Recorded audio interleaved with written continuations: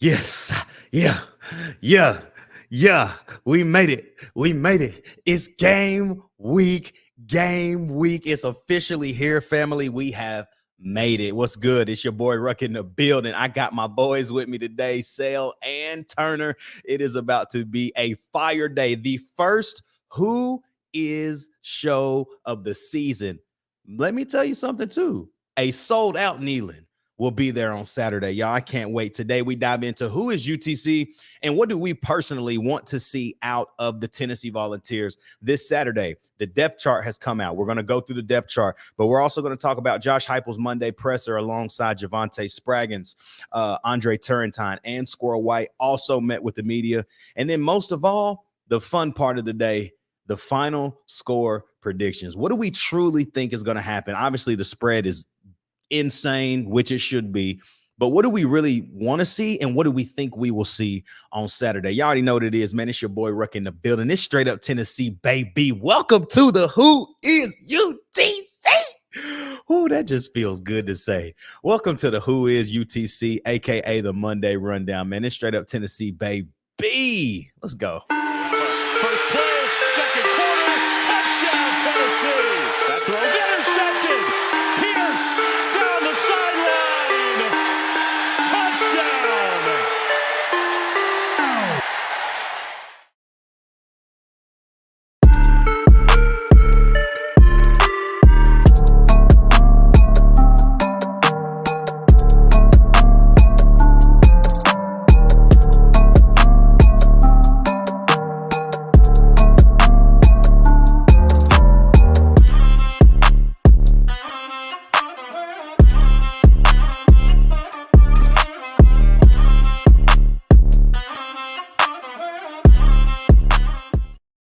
Hey, yo, what's good, YouTube? What's good, Facebook? It's your boy Ruck in the building. It is the Monday Rundown, but it is more importantly the Who Is UTC show, the first Who Is show of the season. And y'all, we made it. All the sweat, all the blood, and all the tears, we have officially made it to game week. And I got my boys here. I got everybody tonight. So what's good, Sale? What's good, Turn? How we feeling tonight, big dogs? We back. What up? Oh man, y'all, let's go ahead, hit the chat up and see what's going on. Noah James says, yo, and mind you, he did this at 6:52 p.m. before the live started. People ready, y'all. We ready. Says go orange. Dylan says, I smell the smoky dogs. I hear the pads popping. It's game week, boys. Yes, sir. Says, I'm going to Nealon this weekend. I hope it's loud. Noah, let me give you some insight. Me and Turn can give you some insight on this. It's going to be loud for the first 5 minutes of the game.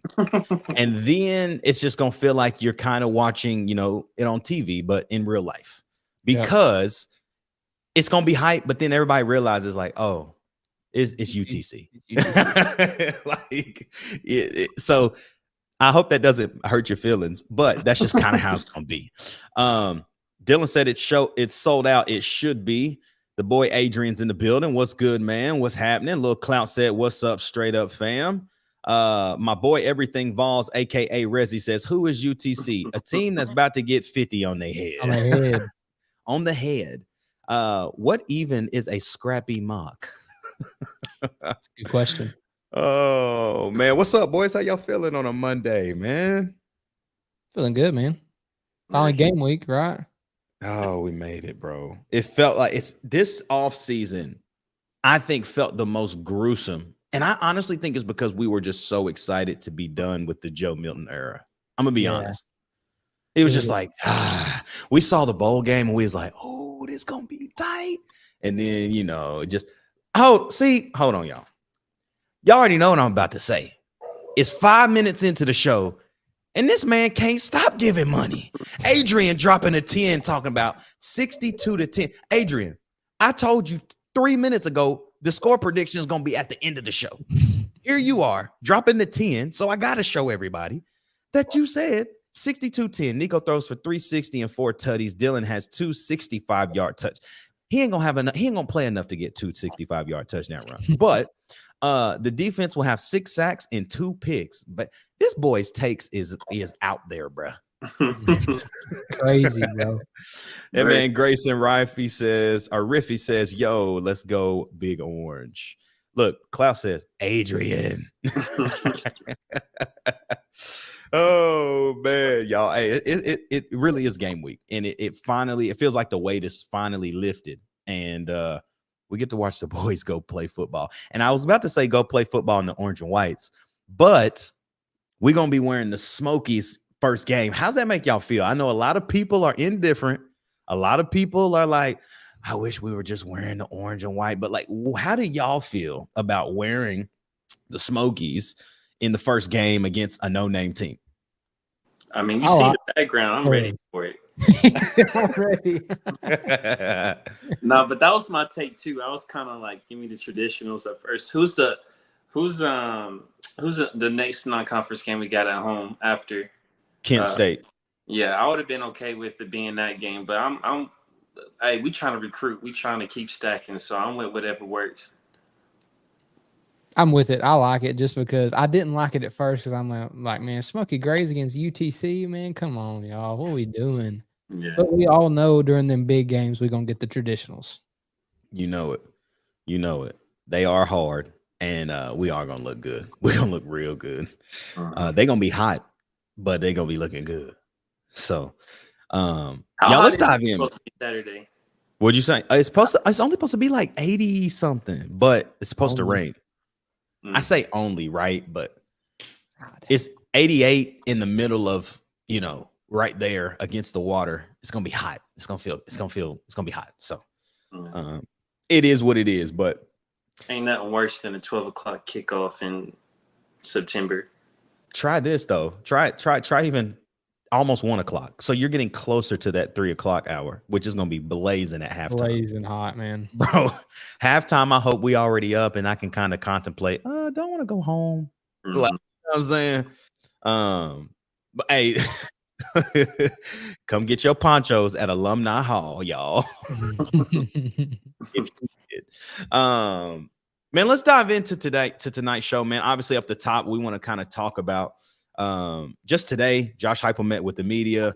Obviously, VolQuest does a great job of covering that entire conference that he has at like 11:30. I think it's 11. I think it's actually 12:30 Knoxville time, but I'm in Nashville, so it's a 11:30 ish, and so pretty much he opens it up, and I kind of want to get y'all's point of view on this. Someone asked him and said, is this the first season where he's felt like the roster is where it should be after going through the NCAA sanctions in the previous seasons? Do y'all think that we're at a place now where this is the where you think the roster should be, or do you think we hit that last year, or do you think we're still a year away? What do y'all think?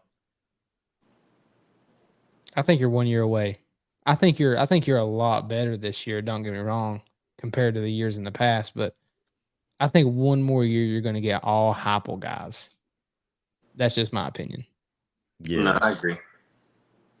Yeah, Heupel responds to the question. He says, we're going to continue to build the roster. Certainly, we're not quite at that full roster yet. So I don't even think he thinks that he's there yet, right? Like when he first said that, I was like, so we're this much better preseason, which again, we get to see the product in 6 days, 5 days, really. But he says, we're definitely better at length, athleticism, physicalness, traits that we've been looking for on and off the field. He says he really likes this team. He goes on later into the question, basically says, do the veterans make it easier for Nico? And he says, well, for every quarterback, not just the young ones, but everyone, the guys around them, they need to be playing at a high level, and execution is really important. That can be the O-line, that can be pass protection, that can be efficient in the run game, staying out of third and long situations, your skill guys being where they need to be in the pass concepts or protections. All of those things tie in together at the same time. The quarterback has got to make everybody right too. Nico's first start, what y'all looking for? I mean, I can tell you right now, I don't want to see the turnover. I don't want to see like that freshman mistake. And I know it's early, it's first game, but I don't know, bro. For some reason, I feel more confident leading into this year than I did the Hendo year. and it's weird for me. But Nico's first game, what y'all want to see? Go ahead, Tony. Man, honestly, kind of what you said, just penalty-free football, honestly. I mean, the one thing Josh Heupel said throughout the entire fall camp was how facts. clean the operation was. That's the word I was And looking for, clean. it's like, if that is true, then that's the least of our worries. But we haven't seen that. So I'm like, bruh, you're going to tell me he's going to make zero mistakes and that he's made zero mistakes. I just, it's hard for me to believe that. Oh, man, it's so hard. I want to sit here and say what I want to see from Nico, but you ain't going to see it the first game, personally. What I want to see, you know what I mean? They're gonna be running your playbook that you run on college football. 6 plays. That's all you need, baby. That's all you need, 6 plays. They're gonna run the Turner special. Wide corner, halfback buck sweep, right? Yes, sir. Hey, they better add a screen game in. I'm cool with that. I'm cool with D Sam. Oh man. Hey, let's answer this real quick, boys. Hopping into the chat real quick before we hop back into the interviews. Do you think Boo Carter gets some playing time in this game? This is from Justin Goins on YouTube. Justin, he's second series. I think that's what I was about to say. I think you see him second series. Yeah, I mean, it's early for me. I mean, we'll go through the depth chart literally here in like 3 or 4 minutes, but he's second series. I mean, shoot, he could go in the first series depending on like if it's a bomb or something, which Lord be to God, there's no bomb, right? Yeah. But you know how they like to replace guys after a big play real quick just to keep their legs fresh. And so, yeah, he's playing early, man. He's playing early. Going on, this was one of the bigger questions, and then we'll move on to a couple of things I like to point out about Andre Turrentine and those guys. He asked about the new 2-minute drill. So basically someone asked him, hey, how are y'all adjusting to the new 2-minute? He said 2-minute warning obviously has a chance to change the sequencings of things at the end of the halves. So they've spent a bunch of time on that, and hopefully we're prepared at the right way. So if y'all didn't know, everybody watching, y'all boys, I know me and Turn have figured this out because we've been playing college football and they added it into the game. And I was like, wait, college football has a 2-minute warning? Yeah. What'd you say? I thought it was tripping watching the Georgia Tech game. I was like, yeah, facts. And so now, though, let's say Tennessee has possession and it's the 2-minute warning. Bro, if I know Josh Heupel, that whole sequence is scripted. Oh, yeah. Yeah, man. I like it, too. I mean, it's kind of a two-edged sword when I say this, but, I mean, you kind of got to look at it as if you're down, you honestly gain a timeout, to be honest. Yeah.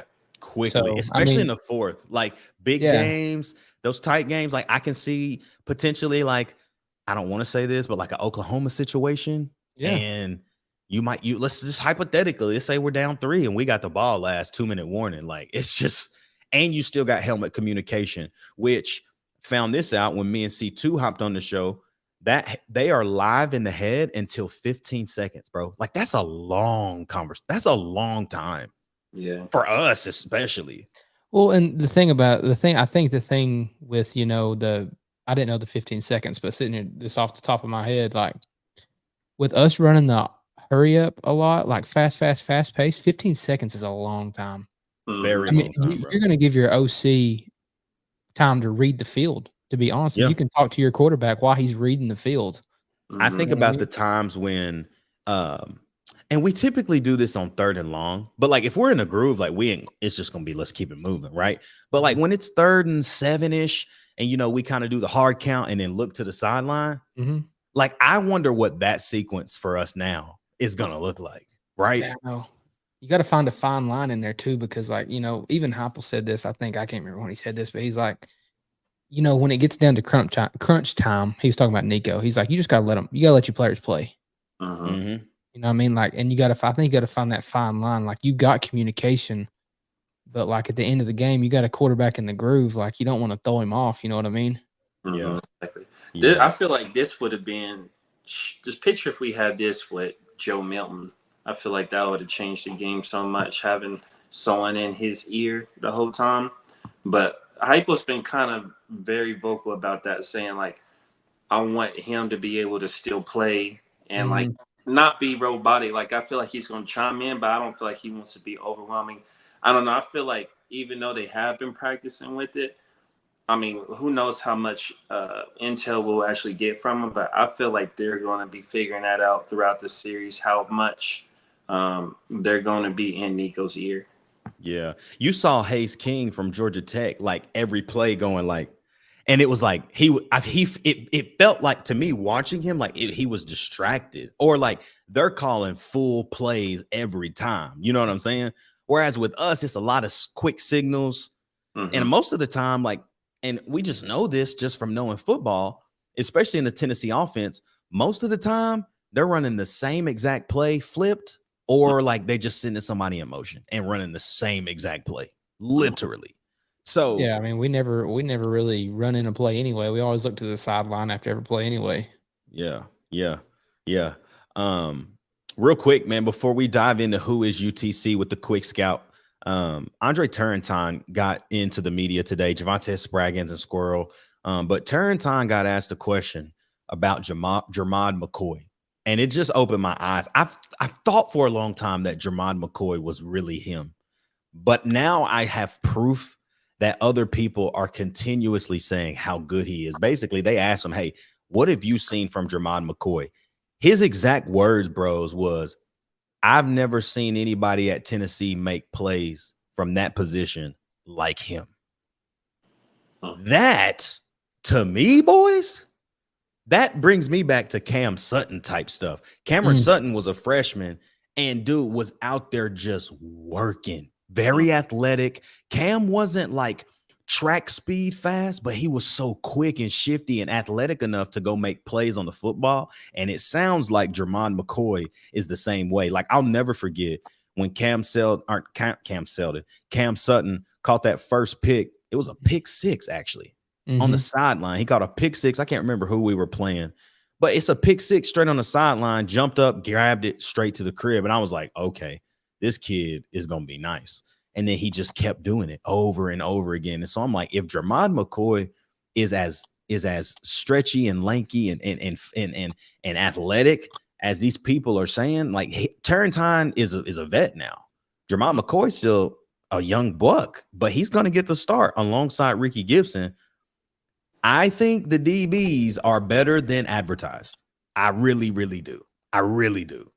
I hope so. I do too. And I think you got some, I mean, we talked about it today on the phone a little bit. You've got some veterans in the back too. Will Brooks back there. Yeah. Andre Turrentine. I mean, you can't forget about Christian Harrison is a veteran. He's a junior. Yeah. Like, he hasn't played a ton of football for Josh Heupel, but he's been in the system. And it's kind of like having the product of Andre Turrentine coming in. Andre Turrentine's first year, he didn't play a lot. But last year, back half, you started to see him get more reps. He catches a pick in the Citrus Bowl, and then we now know he's a starter. So it's just, I don't know, bro. I think the secondary is going to be better because also, me and you talked about this today, Turn. Like, it's hard for me, unbiased completely, but when I look at the entire SEC, it is hard for me to say that Tennessee's front seven isn't the best in the entire conference. It is hard for me to say that. Yeah. I mean, because you look at how deep we are. It's not just our starters, but I mean, you got James Pierce or Joshua Josephs, or I mean, there's like 4 ors, and they're all. I mean, it's unbelievable. I can't remember the last time we had that, to be honest. No, I couldn't tell you either. I couldn't tell you how many ors we've had like this, but it be legitimately like these guys could start anywhere on the field. You know what I'm saying? I know, and this is the same depth chart we're probably gonna get the rest of the season. Yeah, they ain't changing it. It's just gonna be this copy paste all week, man. I'm gonna hit the chat, man, before we go into who is UTC. Justin says, thanks for the shout out. No problem, my guy. Dylan Elam, 64-yard pass to Squirrel on the goal line, and then Samp runs it in. That is very likely.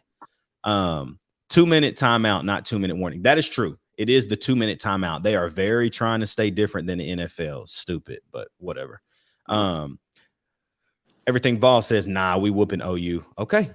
I want to. I think we will, but I don't know. Dylan Elam says helmet comms are going to speed that up too. Just talking about the communication, plays on the fields, things like that. This is a stretch. That's a stretch. That's a stretch. Yeah. Did y'all see Bryce Young at Alabama? Am I seeing the wrong person? This man supposedly should have had shoulder surgery before playing Tennessee and absolutely obliterated us.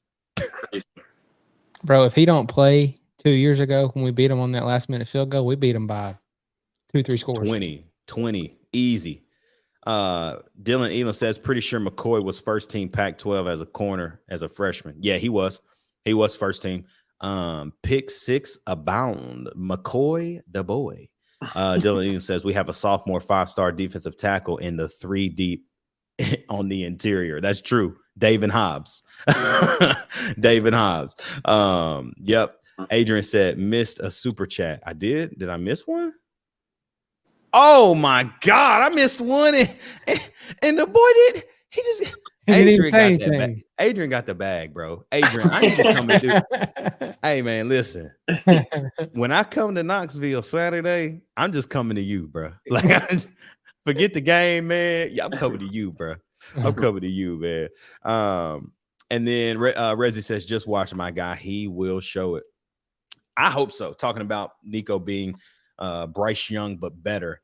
I think he has the mechanics of Bryce Young for sure because they worked with the same trainer back in California, if y'all didn't know.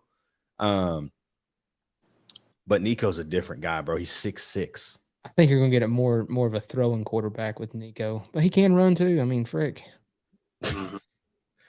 Dude, I saw a lot out of his run game in that Iowa game. Yeah, I was not prepared for that at all. I did not think we were getting that out of him. And when it showed up, I was like, oh shoot, I wasn't ready. You know what I mean? I think we need to have okay. I think Tennessee needs to have a class because every quarterback we've had the past 3 years cannot slide. They look so dumb when they try to slide, especially Hendon. Hendon could. I was about to say Hendon Hooker was the worst, bro. He was the worst. Oh, he was the absolute worst. Hey, speaking of Hendo's killing it right now, by the way. But yeah, yes, he has to sit behind old Jared Goff, but though, whatever. It's a nice easy bag as a 2. Yeah, I just don't want to the Josh Dobbs, but that's another conversation. Yeah, you're right. Mm-hmm. Okay, boys, let's dive in real quick. Who is UTC? I got a quick scout for everybody. I want to start on the defensive side with the UTC Mocs. Who are they? What do they bring to Knoxville on Saturday? I'm going to tell you this. Their defense, they have a completely new coaching staff. Basically, their linebackers coach was promoted to be their defensive coordinator. And so they replaced the linebackers coach and the defensive back coach with 2 new guys. So there's a lot of new movement in that realm for them. They do return one of their best defensive linemen who was also con last year, yada, yada, yada. We hear about it all the time. They're gonna be excited to play in Neyland Stadium. Here's why. They're going to be excited because a lot of the kids on this roster are Tennessee boys. They probably grew up loving Tennessee. Like, for all I know, they probably all grew up and still are Tennessee fans. But guess what? They now going to play Tennessee on Saturday. Offensively, they had a good year offensively. They returned quarterback Chase Artepeus, great quarterback, transferred, I believe, from UNLV. He played at UTC last year. The year before, he transferred into UTC.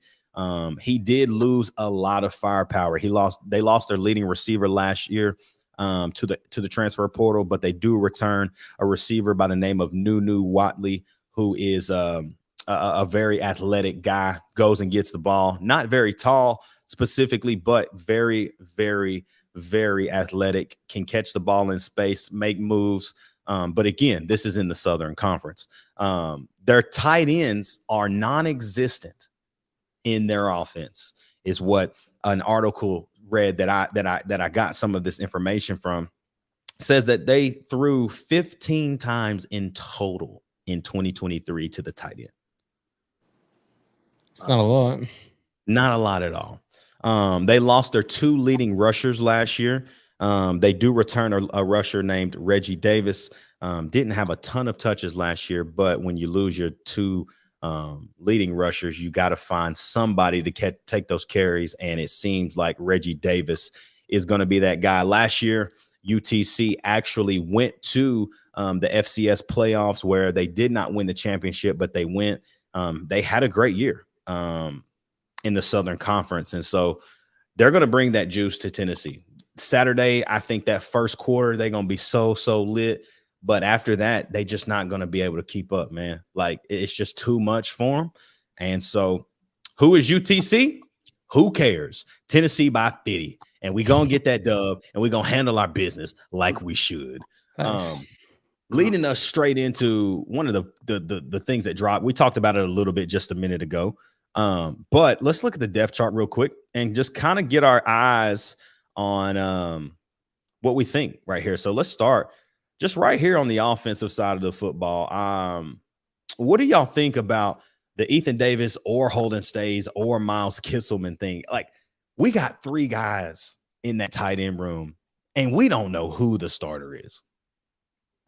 They're very similar too. I mean, look at all their builds: 6'5", 6'4", 6'5", 246, 248, and 256. I mean, there's a type that Hyper wants. You can see it. Hey, Holden Stays cold on college football, so he is, bro. He is nice. He is nice. Dylan Edom did say this: don't call UTC scrubs. Last time we did that, Austin Peay played us like it was the Super Bowl. I was thinking the same thing. You're not wrong, but I don't care. They still trash too. What you say? Say on my bad. I was thinking the same thing, and we in them smoky grays. Yeah, but we don't have Joe Milton. I love Joe. Man. Great kid. He needed the NFL because the game is so much slower for him, and he can get his feet under him a little bit better. Obviously, right there, Lance Hurd or Larry Johnson. We know Lance Hurd is going to get the go first. Andre Carrick or Jackson Lampley. Cooper Mays is the starter at center. Javonte Spraggins is the starter at right guard. And then John Campbell or Dane Davis. We know John Campbell Jr. is going to get the start.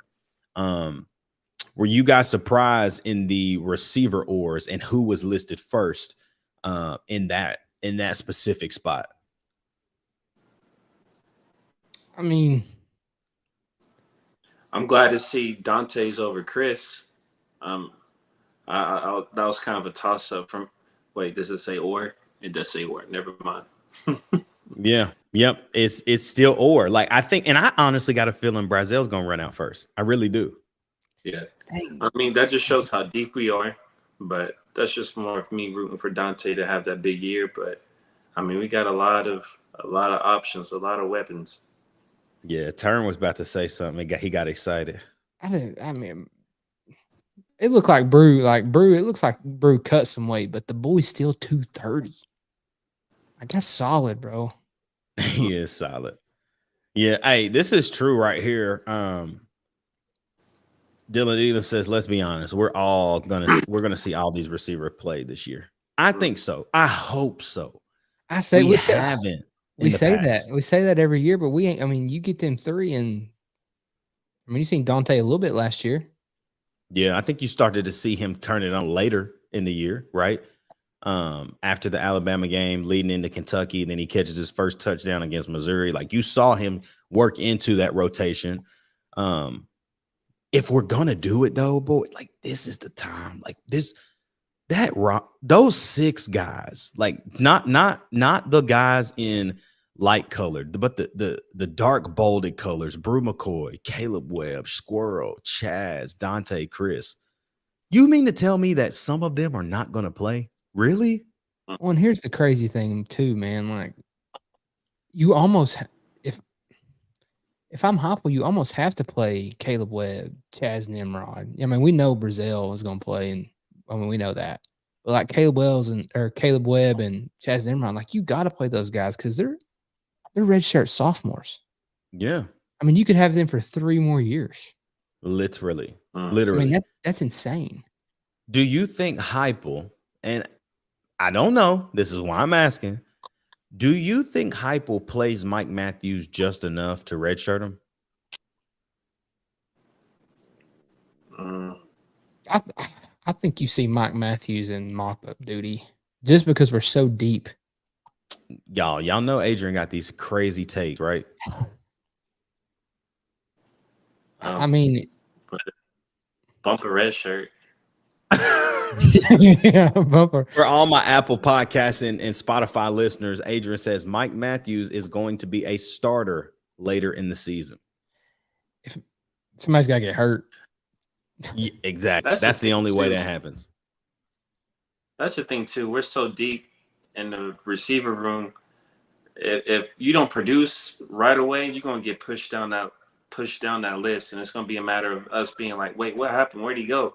And it's just like we so deep. If you're not getting the job done, you're just gonna get pushed down.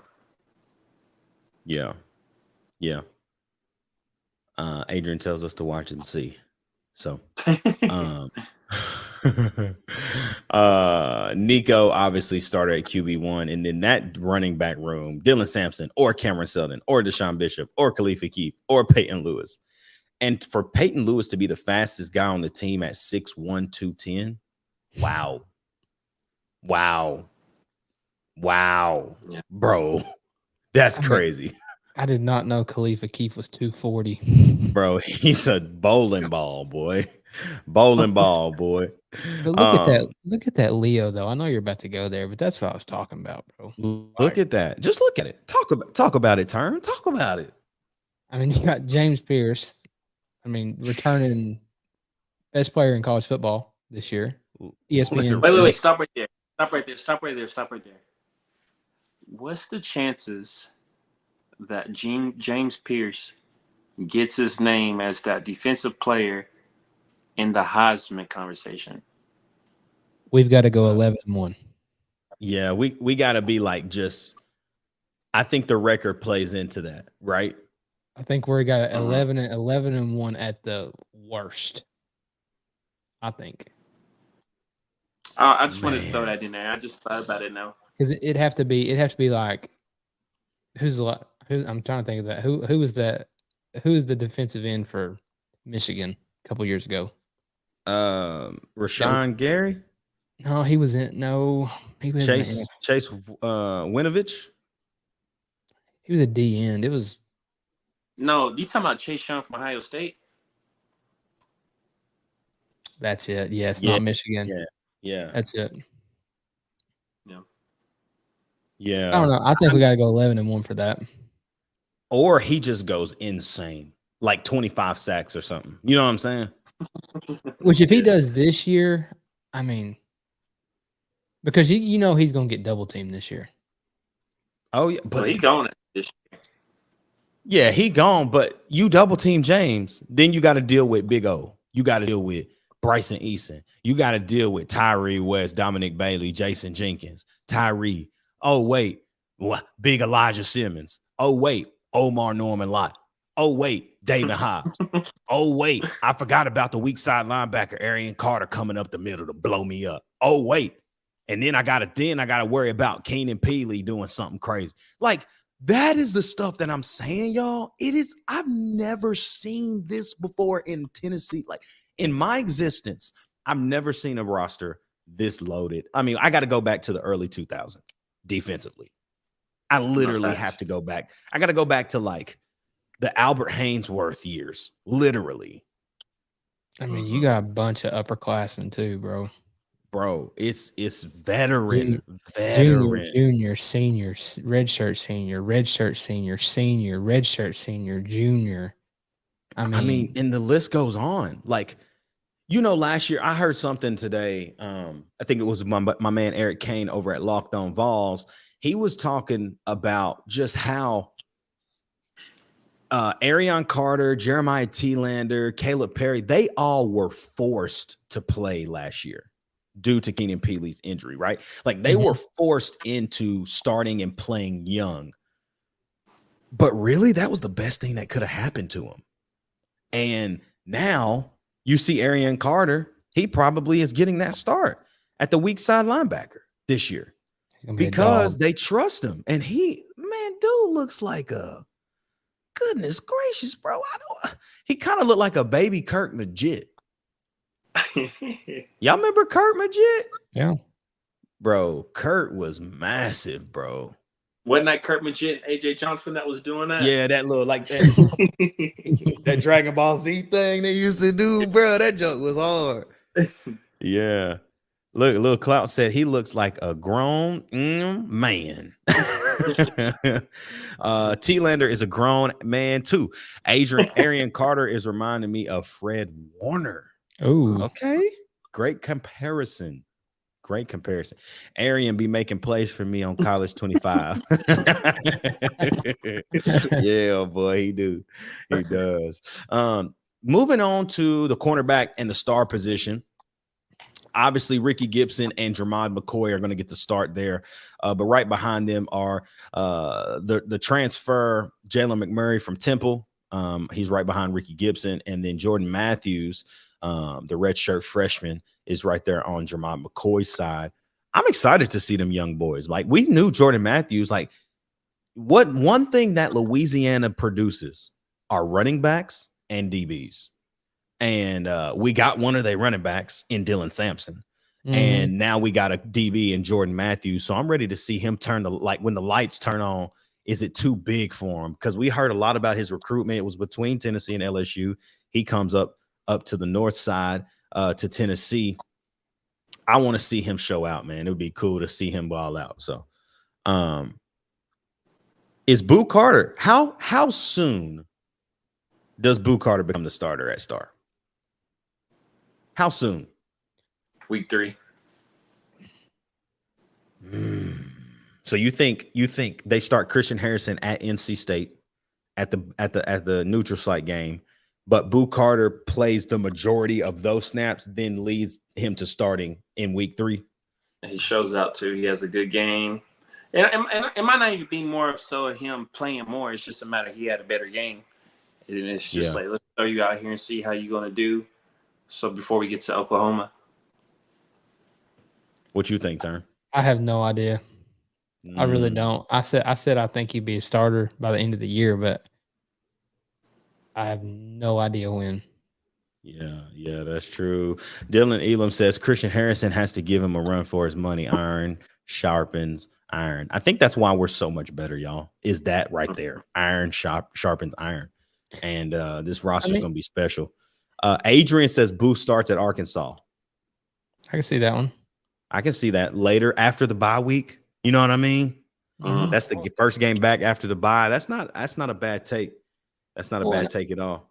I think what you just said too is a big point. You know, like when Heupel just got here, we kind of talked about this. I remember on the show 2 years ago. Like, the starters really didn't have to worry about anybody taking their position. You know what I mean? And that plays a big role into sports. Like, if you've got look at the running back room. You got to show out every time you get the ball if you want touches. Yeah. Or even on the defensive side of the ball. I mean, my gosh. I mean, that's what happened to Josh Josephs last year, right? Their freshman year in 2022, Josh Josephs was the guy that everybody was like, oh my gosh, this dude is crazy. And then last year, it wasn't that Josephs had a bad year, but it was James was just dominant. And so now you got two guys like that playing the same position, fighting for reps, and they both going to play a lot. But which one of them stands out? Obviously, we know James Pierce is going to do his thing. But does Joseph's kind of have that kind of impact, like you're saying, Turn, about 22, when, you know, it's a different type of feeling, man, when you got guys behind you that literally can do the same thing as you, if you aren't awake. You know what I'm saying? I mean, you just got to play your best ball at all times. I mean, everybody's going to make mistakes. I get that. But, yeah, I mean, you got a guy behind you. Like, I'm thinking right here, like, Boo Carter, like, he gets in the game, like, he's going to try to show out. I mean, everybody wants to play. You know what I mean? Yeah. I mean, looking at the specialists too, right? Like, specifically the kick returner, Cameron Seldon or Deshaun Bishop. I think that's a great way to get deep bish carries, right? Even though I know that in the realm recently with the Hypel era, like we don't return a ton of kicks. It's a lot of like, hey, let's fight for field position. But I wonder now, like with those two backs back there, like, do you take more chances? D. Williams took more chances last year than we ever have. And so I wonder if they trust them a lot. Then obviously Squirrel White, Jermon McCoy, and then Boo Carter for punt returner. I told Turn this earlier. I said, just make Boo the punt returner, please. Just let this man cook. This man was doing, man, he is so electric with the ball in his hands. And obviously playing defense, you got to go work for that ball. And this is a way to get him in space and just show. But I've heard they said Andre Turntime, when he gets the ball in his hand, he is nasty. So, not Andre Turntime, Jermon McCoy. They say Jermon McCoy, when he catches the ball, like it's crib 6 every time. I could see that. And we talked about it on the phone earlier today. Squirrel White is your secure catch guy. Absolutely. You ain't going to return it. You can't. I don't want to put anything past you, but I wouldn't put Squirrel White returning punts. Too much. He means too much to the offense. Agree. Yeah. Dylan Elam says, am I weird for worrying about who the kicker is going to be? No, because we don't know. Don't know. I mean, like, we know who it is, right? Place kicker Max Gilbert, but he's a redshirt freshman. We don't know who he is. Hey, Cloud, I'm sorry, I'm going to pause right there. Squirrel is not going to take nothing back. He ain't. That is, you want to see somebody die fast? Like, that's how that would happen. Like, no. Catch the ball and fair catch, bro. Just catch it. I don't want to see Squirrel return no kicks. Not one. I don't want to see it. Unless it's just a wide open, just tutty. Like, no, sir. If he does, he better run out of bounds. Quickly. Before he gets hit. Man, y'all know how we wrap up the Who Is show. It's the first season. It's the first game prediction. Score predictions. Everybody chat. Go ahead and blow it up right now. What y'all think Saturday? Early predictions. Obviously, on Chop It Up Friday, we will kind of hone that in with playmakers of the game. We'll do pump the gas or hit the brakes returns on Friday. So we'll go through that. But then also we're going to do the final game predictions. And we're going to add a segment on Friday for y'all this year. We're going to call it Pick'ems. So we're basically going to take the college football pick'em schedule, go through the games of the week that they have picked, and who are we going to pick. And every week we're going to keep record of who wins. And so that whoever wins, y'all got to super chat them and give them something. It could be $2. It could be $1. It could be a PS5. If somebody trying to drop a 500, like, y'all just let me know. But we're going to take record of it. And it's going to be a fun show. But what y'all thinking, man? Sale, let's go to you first, man. Obviously, it's UTC game 1, new era. Literally, like, this is we saw Joe Milton when Heupel first got here. He got hurt, and then we had to see Hendon Hooker, right? So we saw Joe, we saw Hendon, but now this is completely different than both of those guys. The new era, the Nico Iamaleava, it's Nico time in Tennessee. It's all we hear. Defensively, best front 7 in the country, potentially. I don't know. Playing UTC Mocks week 1, how you feeling? What's your score prediction leading into Saturday? Well, back to earlier, what I want to see, clean football. I'm interested to see Nico because I feel like Nico's very calm, cool, collected. Like, when you see someone hyping up the team in the middle, most of the clips I've seen is Dylan Sampson. So I'm wanting to see, like, throughout the year, what kind of leadership, or how do we get that leadership from Nico? So from the leader, the guy that's leading offense from Nico, I just want to see him be accurate. And I just want to see him just calm, just poised in that pocket. But I don't want to see nothing too crazy. But overall, I'm not going to shoot it too high. I'm going to say 45, and I'm going to say 45-10. But we keep UTC under 100 rushing yards. Oh, okay. Dylan Elam agrees with you, Sel. 45-10. 45-10. Dylan also says it's going to be as vanilla as white rice. I expect Gaston in by halftime. I don't know about Turn, that. what's up? How you feeling? What you think? I'm gonna say 41-6. Ooh, that's ugly, man. That remind me of the Bowling Green game. I think. I mean, I just think it's either going to be a 41-6 or like a 52 to like 10. Mm-hmm. Yeah. Just because I think we're going to be super vanilla. That's why I say 41-6. Now, if he comes out and lets Gaston Moore get loose, Gaston Moore can put points on the board. He can. So then I think that's when you get into the 50s. But I don't know. I think we're going to be very vanilla. I don't think the starters are going to play much. So I'm going to say 41-6. 41-6. All right. Man, I'm excited, y'all. I can't believe it's here. We've made it finally. And I'm excited for the Nico era. What'd you say? Oh, I thought you was about to not give us your prediction. Go ahead, my fault. Oh, I'm gonna do my prediction on Friday. No, I'm just playing. No, I think we get back to business. I think last year we were really held up by one guy. We couldn't stretch the field. We could not. Like the middle of the field was there. We never took shots. We never took 10-yard curls. We didn't know if the ball was going to be thrown right through their body or if it was going to be low or if it was going to be. We didn't know. And I think now you got a guy who can make all the throws on the field. He's smart. He's young. But this is a great test to get his feet wet before we head to Charlotte next week. And in Josh Heupel ways, the one thing that we are known for is scoring 50 points. We put 52 on Alabama. Why can't we do it now? I got the Vols 51-7. I just think the defense, even third string, is just too nasty for them to get more than 7 points. And I think that we get back to our ways of being in the 50s regularly. So, you know what? Now let me go 52-10 because I could see defense putting some points up this weekend. I like it. That was my second one. So, yeah.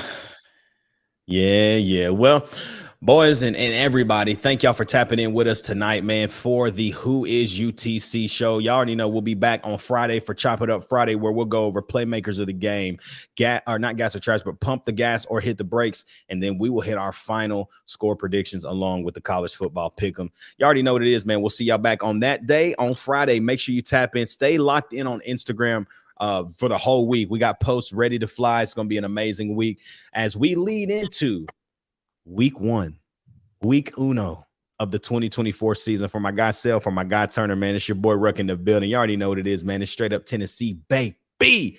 We'll see y'all back on Friday.